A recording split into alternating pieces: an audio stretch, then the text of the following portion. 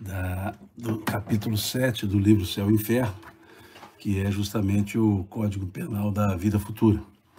Então, hoje nós vamos, salvo engano, nós paramos no artigo 5º da última vez, e agora nós vamos para o artigo 6º do Código Penal da Vida Futura. Esse é o nosso terceiro dia de estudos, né? Então, eu creio que nós consigamos hoje trabalhar 3 artigos, acho eu, tá certo? Eu disse que quando eu conseguisse, às quartas-feiras, eu faria o estudo. Domingo já deixo aqui o convite para as 10 da manhã, ok? Bom, então vamos começar o nosso estudo aqui. Nós trabalhamos no primeiro encontro os artigos 1º e 2º. Trabalhamos no segundo encontro os artigos 3º, 4º e 5º. E agora vamos para o artigo 6º desse Código Penal da Vida Futura, que tem o seguinte dispositivo. Aqui então escreve Kardec: o bem e o mal que fazemos decorre das qualidades que possuímos. Não fazer o bem quando podemos é, portanto, o resultado de uma imperfeição. Se toda imperfeição é fonte de sofrimento, o espírito deve sofrer não somente pelo mal que fez, como pelo bem que deixou de fazer na vida terrestre. Esse é um artigo que precisamos refletir bem sobre ele. É um artigo que nos traz uma reflexão que em alguns outros encontros eu já comentei a respeito. Uma reflexão sobre a nossa atitude, a nossa virtude ativa. Vejam, aqui nesse artigo 6º, Kardec está dizendo o seguinte: todas as nossas qualidades decorrem, obviamente, do nosso caráter. Então, o bem ou o mal que nós fazemos está diretamente ligado ou estão diretamente ligados, o bem e o mal, ao nosso caráter, às nossas qualidades. E aqui vem um ponto importantíssimo. Ele diz: não fazer o bem quando podemos é, portanto, resultado de uma imperfeição. Não fazer o bem quando podemos. Então, existem circunstâncias nas quais nós poderíamos ter atitudes benévolas, mas nem sempre as temos. Então, não fazer o bem quando podemos demonstraria uma imperfeição. E aí ele diz: se toda imperfeição é fonte de sofrimento, o espírito, então, sofre não somente pelo mal que fez, como pelo bem que deixou de fazer na terra. Essa última frase é fundamental. Essa última frase é importantíssimo que nós a entendamos. Porque aqui está um elemento que talvez as pessoas, talvez nós ainda não tivemos a acuidade para entender. E aqui eu volto a dizer, eu digo novamente aquilo que eu disse no nosso último encontro, quando eu disse que a estrutura, o pensamento filosófico espírita, ele é exigente. Ele exige uma conduta em igualdade com o caráter, em igualdade com a evolução. Isso é coerência. Então vejamos aqui. Quando está dizendo que a imperfeição gera o sofrimento, e considerando que não fazer o bem quando pode fazer, ou quando podemos fazê-lo, é uma imperfeição, então nós sofremos consequencialmente pelos males que nós fazemos e pelos bens que não fizemos. Esse é o ponto. E aí eu volto àquela ideia da virtude ativa, virtude negativa, quando o apóstolo Paulo, em espírito, no capítulo 15 do Evangelho segundo o Espiritismo, ele diz que para fazer o bem é necessária a ação da vontade. Para não fazer o mal, bastam frequentemente a inércia e a negligência. Ou seja, nós nos contentamos em dizer que não fazemos o mal.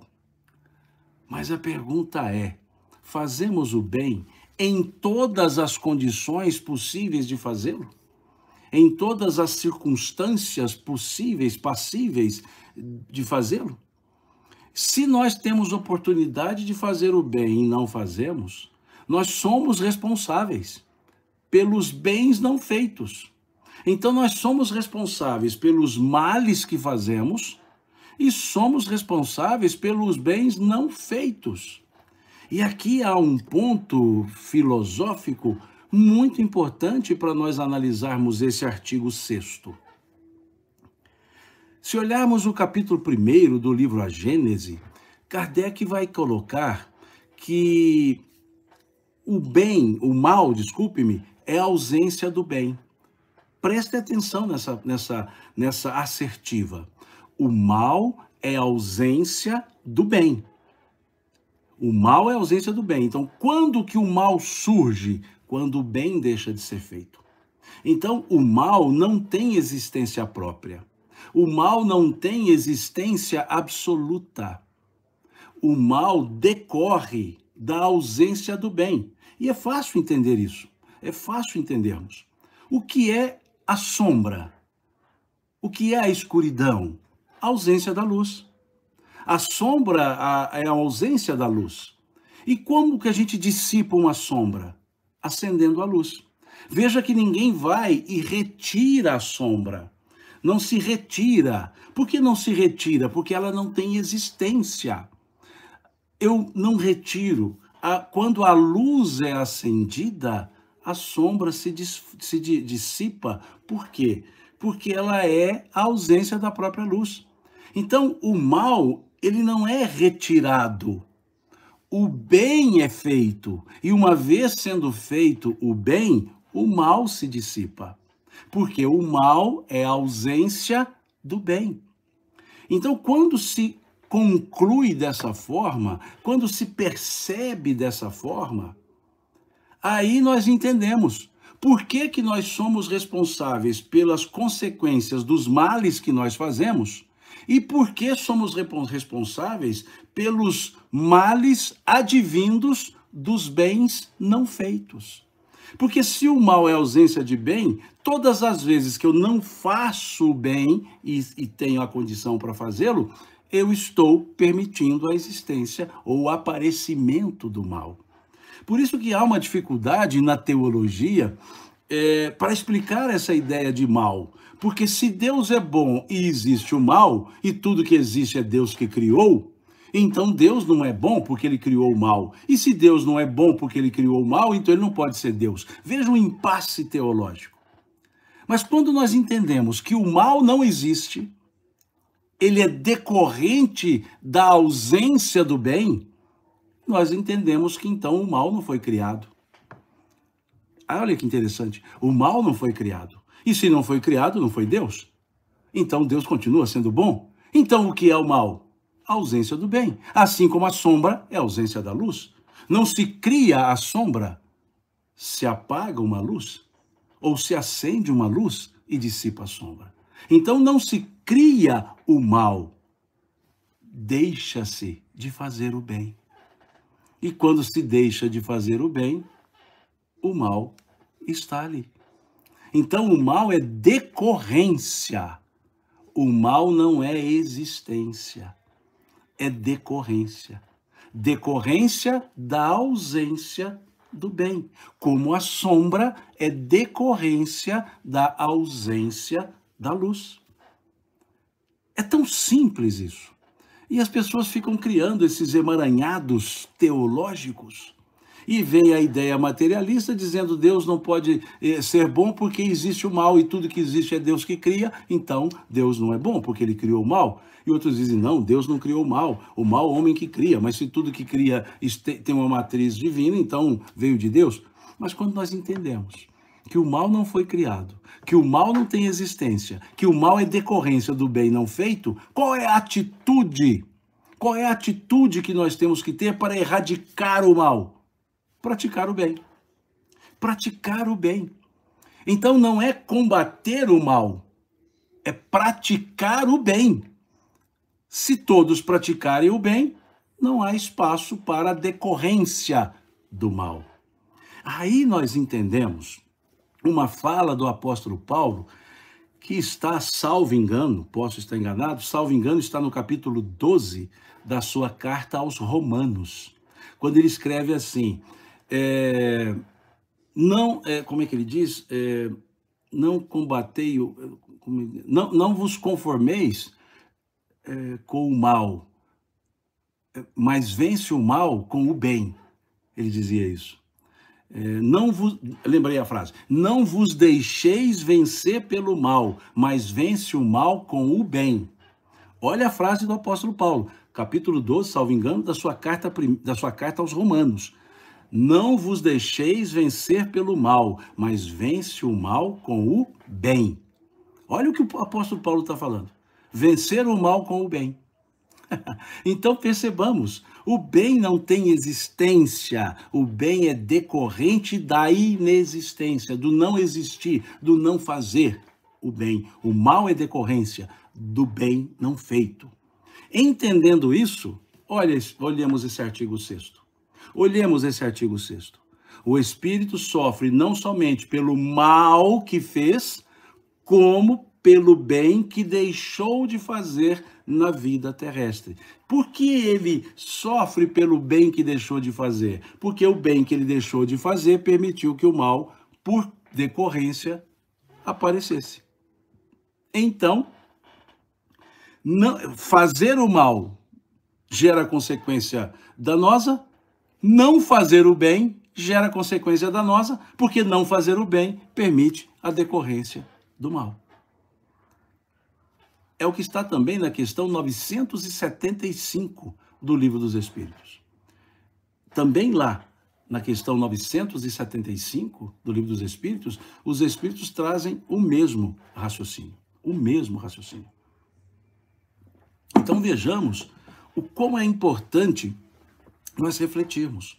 E aí eu faço mais uma digressão. Mais uma. Lá no capítulo 3 do Evangelho segundo o Espiritismo, está analisando as características dos mundos. E lá coloca que a Terra, o mundo onde vivemos, é um mundo de provas e expiações.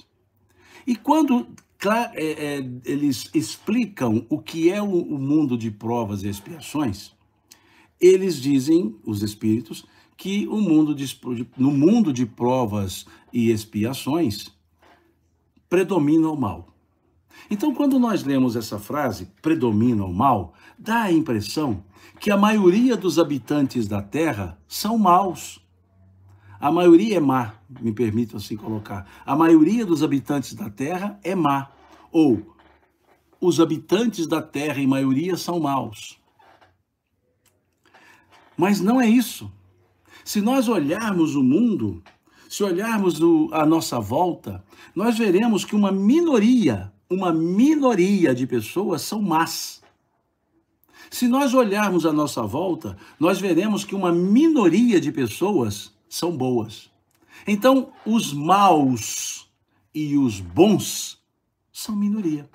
Mas então por que o mundo de provas e expiações predomina o mal? Os espíritos não disseram predominam os maus, com U. Eles disseram predomina o mal, com L, ou seja, a maldade. Agora, por que predomina?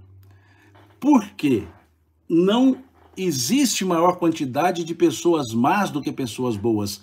Ambas são pouquíssimas. O que existe é uma grande quantidade de pessoas que não fazem o bem, mas não fazem o mal. Ou seja, pessoas neutras. Não fazem o mal, mas não fazem o bem. Se o mal é ausência de bem, não fazer o bem é permitir o mal. Então, por que o mundo de provas e expiações predomina o mal? Porque somam-se os maus, com U, e os males, advindos dos bens não feitos. Então, por isso, predomina o mal com L. Porque não é o mal com U, o mal com L. Não são os maus. São os maus mais os males advindos dos bens não feitos. Por isso, a Terra é um mundo de provas e expiações. Quando, então, ela deixará de ser um mundo de provas e expiações? Quando os que deixamos de fazer o bem começarmos a fazer o bem. Não é extirpar o mal, é fazer o bem, porque não haverá espaço para o mal, porque o bem sempre estará presente. Nunca teremos sombras onde há luz. É tão simples esse raciocínio, é tão simples, é tão claro, que eu fico me perguntando por que as pessoas ainda tentam colocar essa ideia do mal como sendo algo de um descuido de Deus. É interessante. Nem tudo que tem presença tem existência. Nem tudo que tem existência é, em termos filosóficos. Aí entra um pouco da filosofia aristotélica, quando ele fala da imanência, da essência, da permanência. É interessante percebermos isso.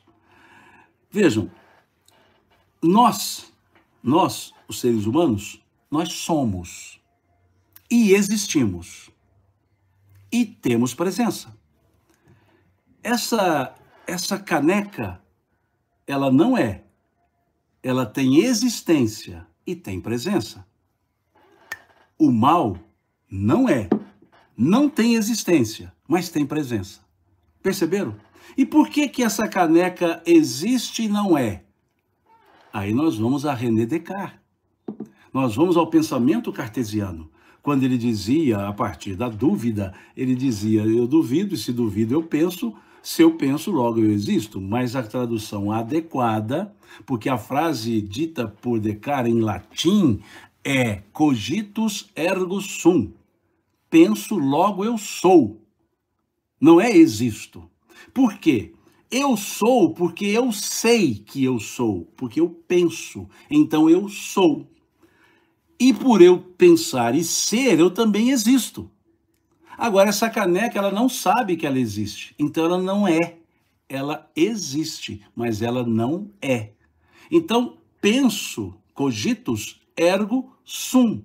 Penso, logo sou. E não existo. Há um erro filosófico se colocar existo. Então, penso, logo sou, cogitus ergo sum. A caneca não pensa, então ela não é, ela existe, ela ocupa espaço. O mal não pensa, o mal não existe, mas ocupa espaço. Qual espaço? O espaço deixado pelo bem. Perceberam isso? O espaço deixado pelo bem, pela ausência do bem. Olha que simplicidade para explicar que existe Deus que é bom e existe o mal. E o mal não existe, então Deus não criou, porque o mal só aparece quando o bem desaparece. Então Deus criou o bem e a ausência do bem permite o mal. Ou seja, dá condições consequenciais ou decorrentes do mal existir. A Fabi está dizendo, deu um nó na minha cabeça. Não dá nó, Fabi. Veja, por que não dá nó? Lembra da frase de René Descartes? Que ele dizia, então, que a gente aprende na escola, penso, logo eu existo.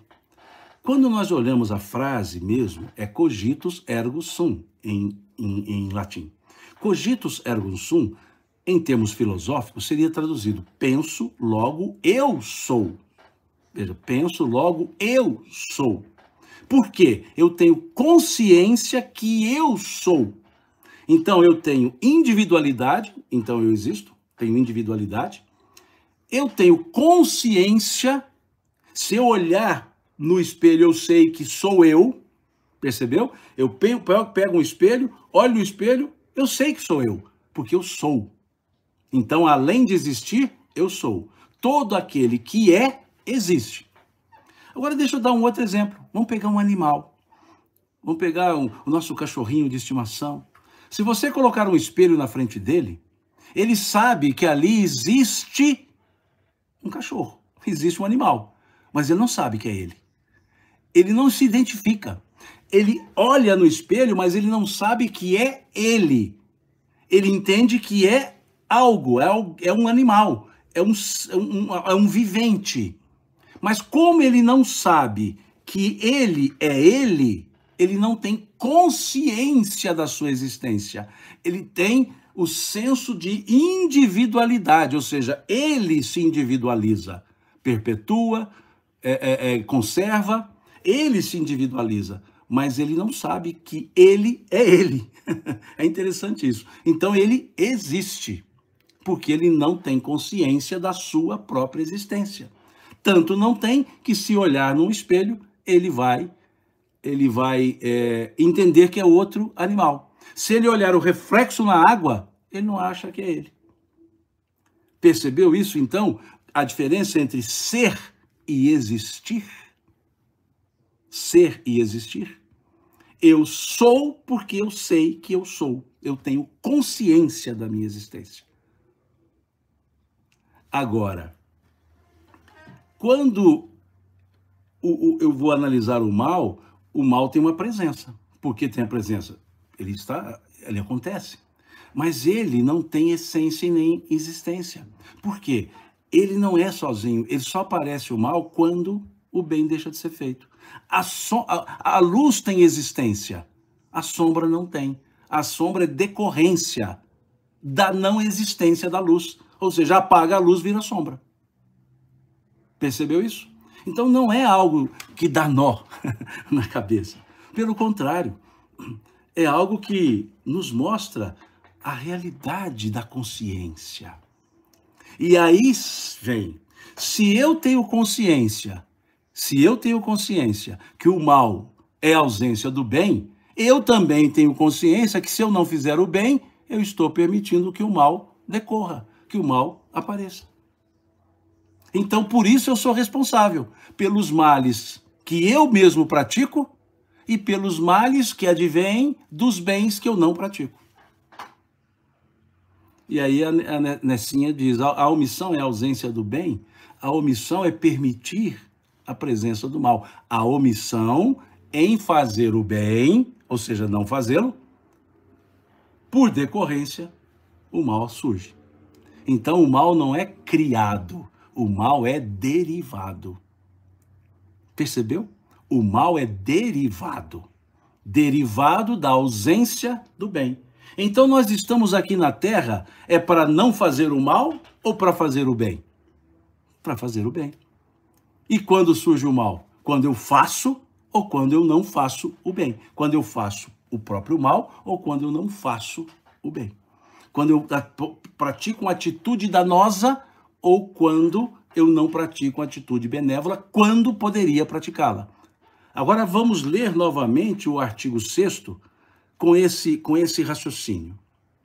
O bem e o mal que fazemos decorrem das qualidades que possuímos. Não fazer o bem quando podemos é, portanto, resultado de uma imperfeição. Se toda imperfeição é fonte de sofrimento, o espírito sofre não somente pelo mal que fez, como pelo bem que deixou de fazer na vida terrestre. Agora fica claríssimo esse artigo 6º. E fica mais claro, ou mais clara ainda, a importância de exercermos, termos, melhor dizendo, a consciência do conhecimento que trazemos. Porque tendo o conhecimento sobre isso e não praticando isso, é um mal derivado por uma atitude consciente. E percebamos que então, Deus continua existindo, Deus continua sendo bom, Deus não criou o mal. Olha que coisa interessante. E essa ideia do mal, ela é um debate milenar quando se coloca a figura de Deus.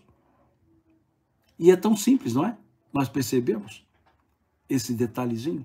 É que criam tanto reducionismos para Deus, é que cria tanto Deus com cara de gente humana, com jeito de ser humano, que aí sim fica difícil raciocinar. Mas quando nós entendemos que Deus está além dessa análise humana, e ele não criou realmente o mal não existe enquanto mal, ele decorre do bem não feito. Então lembremos, o mal tem presença, não tem existência, não tem essência. Mas tem presença, ou seja, ele vai ocupar o espaço. Qual o espaço? O espaço deixado pelo bem.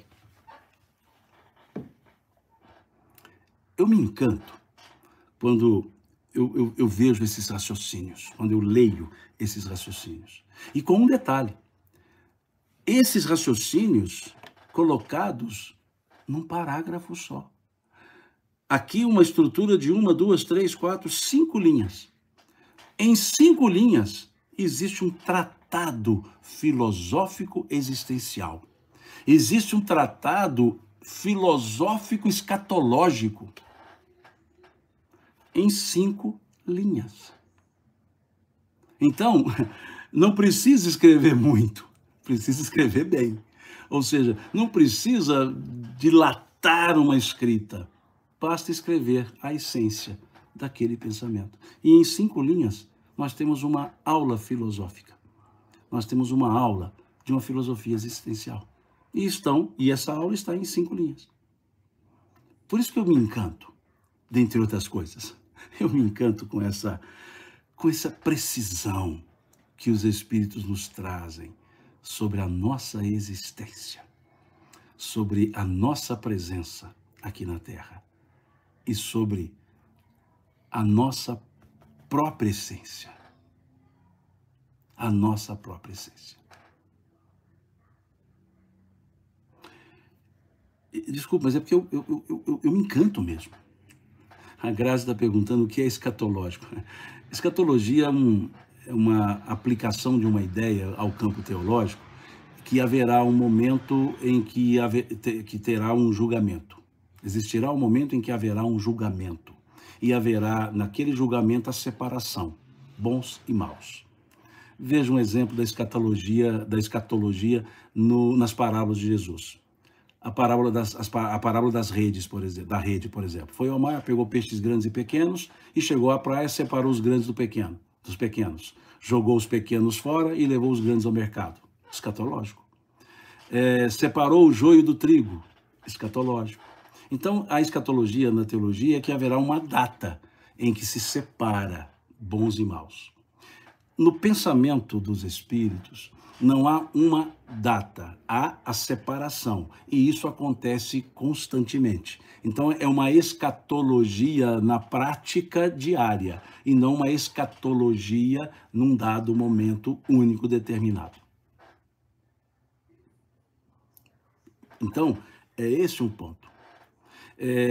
A gente vê esse aspecto escatológico prático na última questão do Livro dos Espíritos, na questão 1019, quando eles dizem lá sobre o momento em que a Terra vai ser transformada e tal, e aí eles dizem que o bem só reinará na Terra quando da Terra forem excluídos o orgulho e o egoísmo, que são as fontes de todos os males. E acrescentam, e essa separação ocorre com a encarnação de espíritos melhores, e aí eles escrevem, e os maus, né, no sentido com os maus, que a morte ceifa todos os dias, não voltarão para a Terra. A morte ceifa todos os dias. Então, há naturalmente uma renovação gradativa. Então, não há uma escatologia no pensamento dos espíritos na forma que se tem a definição dessa palavra na teologia. Mas existe sim as seleções, mas são naturalmente ocorridas, ou ocorrem naturalmente no próprio decorrer da existência terrestre. Acho que deu uma ideia sobre isso, né? Sigamos. Entendido o artigo 5º?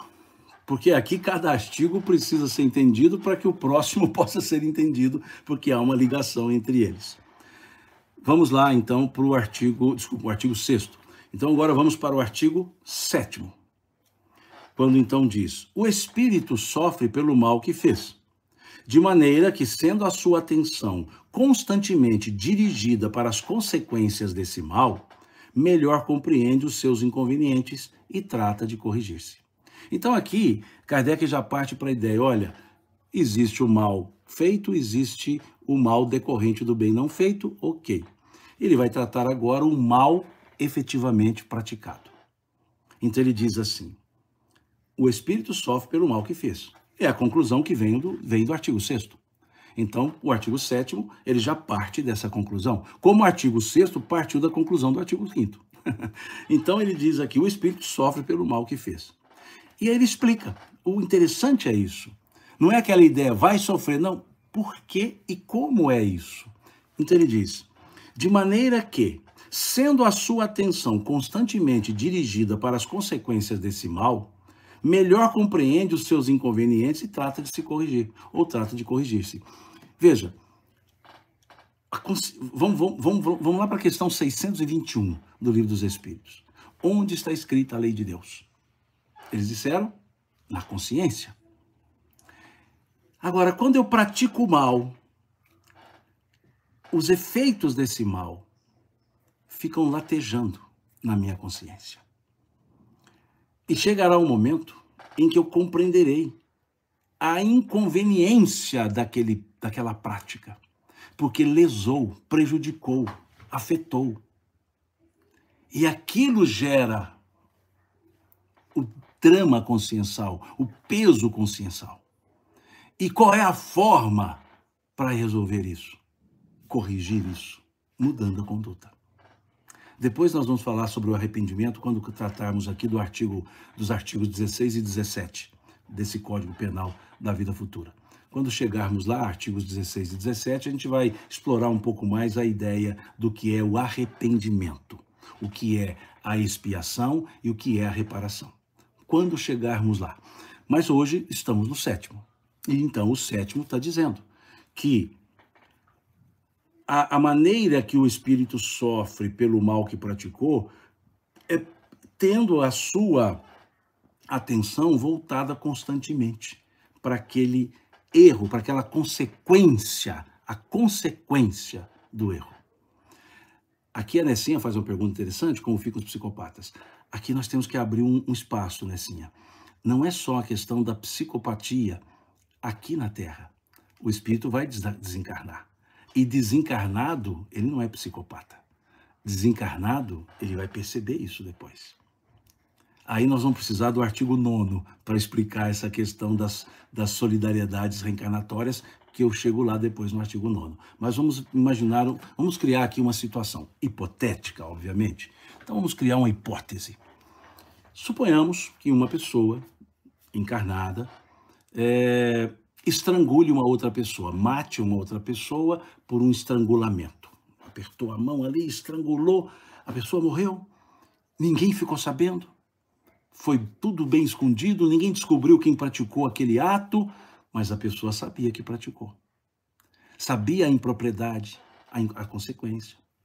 Mas também se contentou com aquilo, já que ninguém sabia, ficou quieta e com o tempo ela até se esqueceu disso, encarnado. Desencarna. Desencarna, a consciência clara. Desencarna, a consciência tem uma abrangência muito maior. E ali, naquele momento, essa pessoa percebe o ato danoso, volta à cena do ato danoso. É como se no mundo espiritual, se ele fizesse assim com as mãos, por exemplo, para entrelaçar os dedos, aparecia a face daquela pessoa que ele estrangulou. E todas as vezes que ela fazia assim, estrangulava. Aparecia a face. Veja, digamos, uma ilusão, mas de uma consciência culpada. E aí não há psicopatia, porque já está desencarnado. E ali sim, num momento, isso vai acontecer. E a partir do momento que aquilo acontece, que é a tomada de consciência, a pessoa percebe o quão errado foi. E ela, então, vai fazer de tudo para se corrigir. E aí, muitas vezes, tem o efeito retributivo do que foi feito. E aí eu vou seguir com o exemplo para a gente entender um pouco a reencarnação. Quando a gente diz que reencarnação não é para sofrer, muitas pessoas dizem assim, mas e quem sofre? Nasce sem mãos, por exemplo. Vou seguir com esse exemplo. Essa pessoa, então, no mundo espiritual, esse espírito, com cada movimento de mão que ele fazia, que lembrava o ato do estrangulamento, aparecia a face daquele que ele estrangulou. O que ele tentava fazer? Não criar, para não ver aquilo, ele não fazia movimentos que a mão ficasse dessa forma, e de um certo ponto, o que ele mais gostaria é de não ter tido mão para ter feito mal, ele não quer ter mão. O que ele está fazendo no seu corpo perispiritual? O que a sua consciência está fazendo no seu corpo perispiritual? Tirando a mão.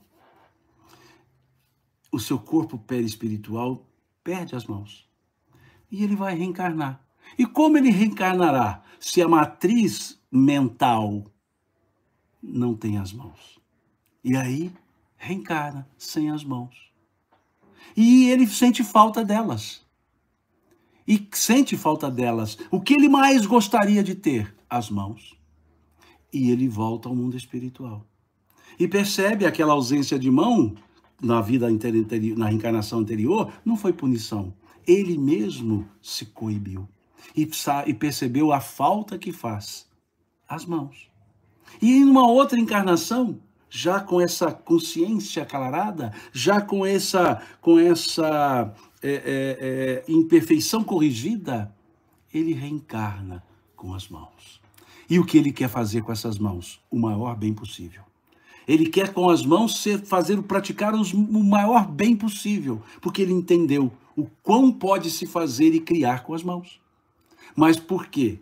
Porque ele, lá atrás, fez um ato, tomou consciência do ato, repudiou o ato, mas tinha a consequência dele, depois ele voltou e reconstituiu-se. Houve punição de Deus? Não. Houve uma natural consequência de um ato praticado. Então veja que isso é uma hipótese que eu criei, isso é um exemplo hipotético, pelo amor de Deus. Nós não vamos reduzir as reencarnações a esse tipo de possibilidade. Existem várias outras questões. Mas é só um exemplo didático. Então, pelo amor de Deus, não tome esse exemplo como sendo algo, um fato e único fato. Pelo amor de Deus, não. Apenas um tipo de exemplo, para a gente entender o efeito de um arrependimento. O efeito de um arrependimento e a importância de uma reparação. Legal. Então, isso para a gente entender como que a consciência vai acompanhar isso, porque foi muito bem colocada a questão da Nessinha. Ao falar, mas e o psicopata? Ele não tem consciência naquele momento, mas como ele é imortal, uma hora a consciência é clara. Uma hora a consciência chega e vai cobrar a própria consciência. Por isso que a lei de Deus, filosoficamente falando, conforme a questão 621 do Livro dos Espíritos, está escrita na consciência. Legal isso, né? Acho que deu um certo entendimento, não é, Nessinha? É uma pergunta, né? Se não deu entendimento, eu tento explicar de uma outra forma, mas eu acho que ficou tranquilo. Bom, então entendemos o artigo 7º, que esse contato consciencial com a consequência do mal praticado vai demonstrar a impropriedade. E isso vai gerar o sofrimento. Olha que coisa interessante. Qual o sofrimento? Sofrimento consciencial. Físico é dor. Sofrimento é mental, é consciencial, melhor dizendo. Então, por isso, nem todos que têm dor sofrem. E alguns sofrem sem ter dor. É legal isso. E aí, mais uma vez, isentamos Deus de ser chamado punitivo, porque Deus não é punitivo. E eu já expliquei isso aqui de outras vezes. Colocar Deus como punitivo é tirar dele a onisciência e a onipotência. Porque se ele sabe que eu vou errar, tem o poder para não me deixar errar, me deixa errar, sabendo que eu vou errar, me deixa errar e ainda me pune porque eu errei, onde é que está uma justiça em Deus? Então não é assim que as coisas funcionam. Haverá a consequência do bem e do mal feitos. E a consequência é diretamente proporcional ao efeito do ato. É muito simples isso. E aí eu volto a dizer o que eu disse na nossa última live. Essa lógica, esse Código Penal da vida futura, ao contrário do que alguns colocam, dizendo que com essas falas vocês estão criando ficções para as pessoas ficarem desrespeitando as leis de Deus. Pelo contrário, lendo isso aqui, estudando isso aqui, é que a gente fica muito mais preocupado, porque percebe que a exigência é muito maior, percebe que as consequências dos nossos atos são muito maiores e doem nas nossas próprias consciências, ou na nossa própria consciência. É muito legal isso. É muito bem estruturado. E olha que todas essas lógicas filosóficas, existenciais, estão contidas em 33 artigos somente. 33. Se nós pegarmos o nosso Código Penal, são centenas e centenas de artigos. Se nós pegarmos o nosso Código Civil, milhares de artigos. Agora vem uma estrutura de pensamento que fala sobre toda a nossa estrutura de vida. 33 artigos, eles nos dão uma aula sobre o que é viver, o que é consequência das nossas ações, o que são consequências das nossas ações. Vejam que coisa mais bela. Como não nos encantarmos com isso? Não leva a discussões por pessoalidades, nada. Quanto tempo temos? Temos ainda uns 15 minutinhos, que nós comecei um pouquinho atrasado. Vamos para o artigo 8º, então. Sendo infinita a justiça de Deus, o bem e o mal são rigorosamente considerados. Não havendo uma só ação, um só pensamento, mal, que não tenha consequências fatais. Como não há uma única ação meritória, um só bom movimento da alma que se perca, mesmo para os mais perversos. Por isso que constituem tais ações um começo de progresso. Aqui, esse artigo 8º nos mostra a justiça de Deus, que não é justiceira. Parece uma redundância, parece um pleonasmo. A justiça de Deus é justa, porque muitos querem fazer a justiça de Deus ser justiceira, vingativa, retributiva, absoluta, quando, na verdade, ela é justa. Mal feito, bem feito, consequências. Consequências, responsabilidades. Ponto. Responsabilidades. Então, o que esse pensamento nos coloca? Nós somos os responsáveis por toda a consequência daquilo que fazemos. E as consequências serão boas se os atos forem bons, por óbvio. Serão más, serão ruins, se os atos forem maus. Não há como um ato bom gerar consequência má. Não há como um ato mau gerar consequência boa. Essa é a justiça de Deus. Parece simples, né? Aliás, é simples, mas parece assim, quase que superficial, e não é. É muito profunda. É muito profunda. Porque, vejamos, não há um só ato que não tenha mal, que não tenha funestas consequências. Não há um só ato meritório que não tenha suas consequências boas. E aqui a Nessia fala um negócio interessante. Ela dizia, o povo ainda bota a culpa no obsessor. Olha, Nessia, foi bom você ter trazido isso. Porque até as pessoas que usam, os espíritas usam esse raciocínio, muitas vezes, a maioria, boa parte dos espíritas, eu falo os espíritas, da expressão que eu não sou espírita, né? Eu sou espírita, óbvio. Eu quero dizer que a maioria, a grande parte, ou uma parte dos espíritas, usa esse raciocínio e se baseiam na questão 459 do Livro dos Espíritos. Quando lá diz, influem os espíritos em nossos pensamentos e ações, e os espíritos respondem, bem mais do que imaginais, de ordinário são eles que vos dirigem, em outras traduções, são eles que vos fazem agir. E aí as pessoas dizem, está vendo? Isso que a gente faz é o espírito que tá obsediando, que está influenciando. Só que esse assunto não é tratado só na questão 459. Ele é tratado também na questão 467 e na questão 469. Na questão 467, Kardec pergunta se é possível afastar a má influência que os espíritos querem tomar sobre nós. E aí os espíritos respondem, sim, mas vós frequentemente os chamais pelo vosso pensamento ou os atraís pelos vossos desejos. Ou seja, quem atrai o mal? Eu. E aí eu estou atraindo um para me influenciar. Então eu sou responsável. Veja, pode-se afastar a influência que os maus espíritos querem exercer sobre nós? Os espíritos responderam, sim, dizendo, mas frequentemente vós os chamais pelos pensamentos ou os atraís pelo desejo.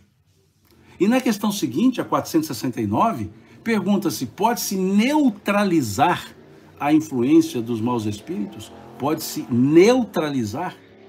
Não é mais afastar? Neutralizar? E eles respondem, sim, praticando todo o bem que puderes. Sim, praticando todo o bem que puderes, afastarás a influência dos maus espíritos. E acrescento, praticando todo o bem que puderes e colocando toda a tua confiança em Deus. Então, não utilizemos somente a questão 459 do Livro dos Espíritos para justificar essa ação de um terceiro. Nós sempre somos os responsáveis pelas nossas ações. Sempre. Boa noite, Akira.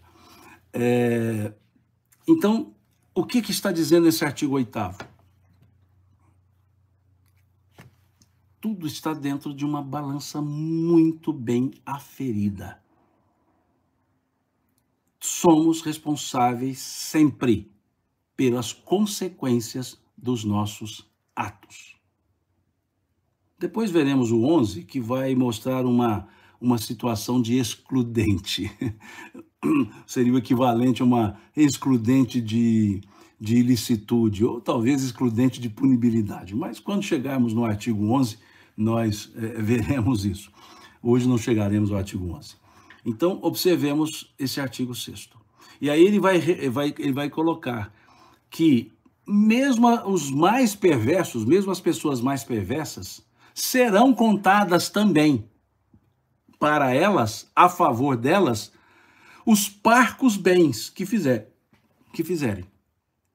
Os parcos bens que fizerem. Veja como eles colocam aqui. Não há um só bom movimento da alma que se perca, mesmo para os mais perversos. Por isso que constituem tais ações um começo de progresso. Um começo de progresso. Aí nós entendemos. Nós entendemos por que Jesus foi dizer uma frase que talvez a gente não dê o devido peso a essa frase dele. Quando ele foi recriminado por jantar com publicano, quando ele foi jantar em casa de Simão, o publicano, quando ele foi jantar na casa de Levi, né, Mateus, o publicano, os fariseus ficavam criticando e dizendo a ele que ele andava com as pessoas erradas, com as pessoas que a lei proibia que ele andasse. E aí ele responde magistralmente, não são os sãos que precisam de médicos, mas os doentes. Quando ele disse isso aos doentes, ele estava fazendo o quê? Lidando com aqueles que não estavam dentro da regra do bem proceder, das boas ações. Mas ele foi tratar porque os viu doentes. E ele foi cuidar deles porque sabia que eles podiam redimir-se. E é o que está escrito aqui. Até para os mais perversos, qualquer ação benévola é contada. porque já é um começo de progresso. E aí eu sugiro que vocês leiam a Lei do Progresso, lá no Livro dos Espíritos, porque mostra a evolução. Tudo progride.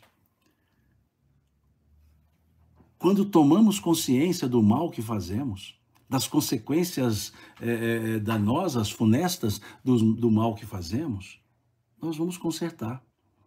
E nós progredimos para o bem, mas com a tomada de consciência.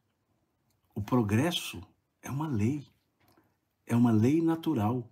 O progresso é uma lei moral. Então, sim, nós vamos progredir. Todos nós progrediremos. Todos nós evoluiremos. Questão 116 do Livro dos Espíritos. Questão 116 do Livro dos Espíritos. Então, aqui o artigo 8º está mostrando aquilo que Jesus dizia. Aquilo que o homem semear, aliás, o apóstolo Paulo, aquilo que o homem semear, isso sim ele ceifará. E aí tem uma frase interessante de Jesus, quando ele diz, não se colhem figos de abusos mais. Percebamos que não há vingança de Deus. Existe a justiça de Deus. E eu repito uma frase que eu digo sempre. A justiça de Deus é bondosa. A bondade de Deus é justa. Pensemos nisso. A justiça de Deus é bondosa. A bondade de Deus é justa. Isso é equidade. Isso é equanimidade. E é justamente o que está aqui no artigo 8º do Livro dos Espíritos. Desculpa, do livro Céu e Inferno. E aí nós paramos por aqui.